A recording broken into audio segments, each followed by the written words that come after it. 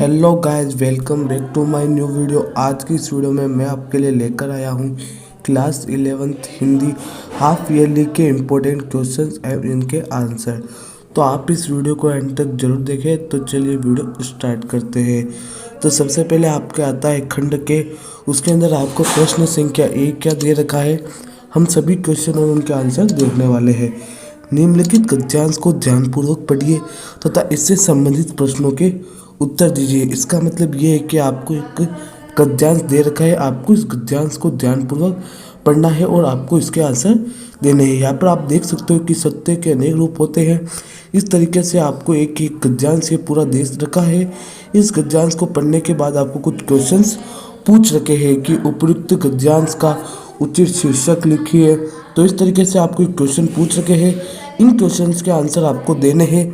अगर आपने गद्यांश को अच्छी तरीके से पढ़ लिया है तो आप इन क्वेश्चंस के आंसर आसानी से दे पाएंगे। तो आपको पहले गद्यांश को अच्छे तरीके से तैयार करना है, फिर आप इन क्वेश्चंस के आंसर दे पाएंगे और मैं इनके आंसर आपको बताने भी वाला हूँ। तो सबसे पहले हम क्वेश्चंस देख लेते हैं, फिर हम इसके आंसर्स देख लेंगे। तो फिर क्वेश्चन नंबर 2 है, निम्नलिखित काव्यांश पढ़कर पूछे गए प्रश्नों के उत्तर दीजिए।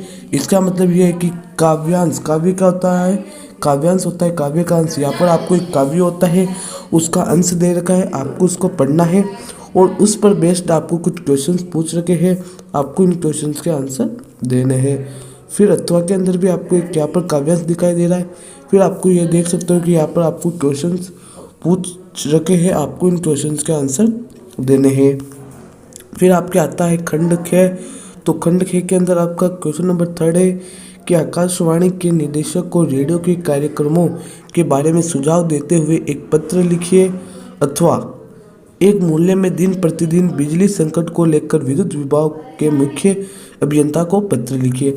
आपको क्वेश्चन नंबर 3 है, उसके अंदर क्या करना है, एक पत्र लिखना है। इसके अंदर आपको 2 ऑप्शन दे रखे हैं, आपको जो भी अच्छे से आता है आप उसको लिख सकते हो। फिर आपके क्वेश्चन नंबर 4 है कि निम्न में से किस एक विषय पर 300 शब्दों का एक निबंध लीजिए। यहाँ पर आपको 4 टॉपिक दे रखे हैं, इनमें से आपको किसी भी एक विषय पर निबंध लिखना है। आपको जो निबंध अच्छे से आप लिख सकते हो उस टॉपिक को आपको उठाना है और उस पर निबंध लिखना आपको स्टार्ट कर देना है। फिर आपका क्वेश्चन नंबर 5 है कि निम्नलिखित प्रश्नों के उत्तर संक्षेप में दीजिए। आपको है ना, जो ये क्वेश्चन है उनके आंसर बिल्कुल संक्षेप में देने, मतलब बिल्कुल शॉर्ट के देने हैं और ये आपके 5 नंबर के हैं।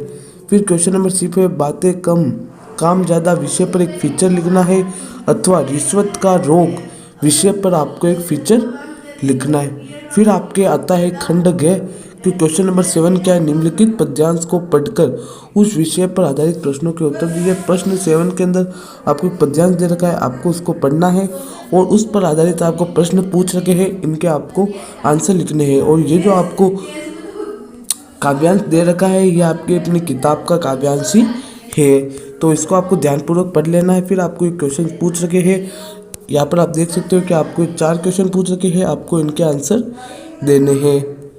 फिर आपके अथवा में भी एक गद्यांश दे रखा है और उस पर बेस्ड क्वेश्चन पूछ रखे हैं, आपको इनके आंसर भी देने हैं। फिर आपके प्रश्न संख्या 8 क्या है कि निम्नलिखित काव्यांश पर पूछे गए प्रश्नों के उत्तर दीजिए।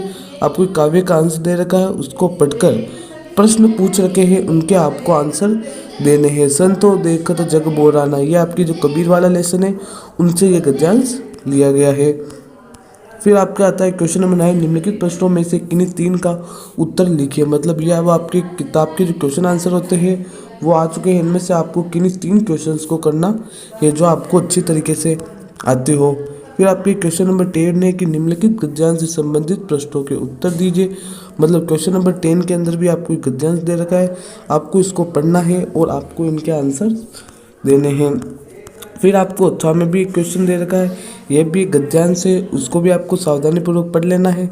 फिर आपको क्वेश्चंस दे रखे हैं, इन क्वेश्चंस के आंसर आपको लिखने हैं। फिर आपके क्वेश्चन नंबर 11 है कि 3 प्रश्नों के उत्तर दीजिए। यहाँ पर आपको कुल मिला के इतने 4 क्वेश्चन पूछ रखे, इनमें से आपको किन्हीं 3 क्वेश्चंस के आंसर लिखने हैं। फिर आपके क्वेश्चन नंबर 12 है कि निम्नलिखित प्रश्नों में से किन्हीं 3 के उत्तर दीजिए। आपको यहाँ पर 4 क्वेश्चन पूछ रखे, आपको इनमें से किन्हीं 3 प्रश्नों के उत्तर देने हैं। फिर आपको क्वेश्चन नंबर 13 है पालर पानी, पाताल पानी तथा रेजानी पानी के बारे में आप क्या जानते हैं, अथवा आलो अंधारी पाठ किस प्रकार जन सामान्य के लिए प्रेरणा स्रोत साबित हो सकता है, आपको लिखना है। तो इस तरीके से आपको यह सारा कार्य करना था।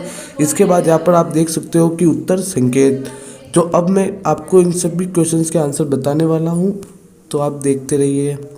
फिर ये क्वेश्चन नंबर 2 के आंसर, फिर ये अथवा वाले के ये, फिर आपके ये खंड ख, क्वेश्चन नंबर 5 का, क्वेश्चन नंबर 6 का, क्वेश्चन नंबर 7, फिर क्वेश्चन नंबर 8, फिर क्वेश्चन नंबर 9, फिर क्वेश्चन नंबर 10, फिर क्वेश्चन नंबर 11, फिर क्वेश्चन नंबर 12 है, फिर क्वेश्चन नंबर 13, ये इसका अथवा वाला।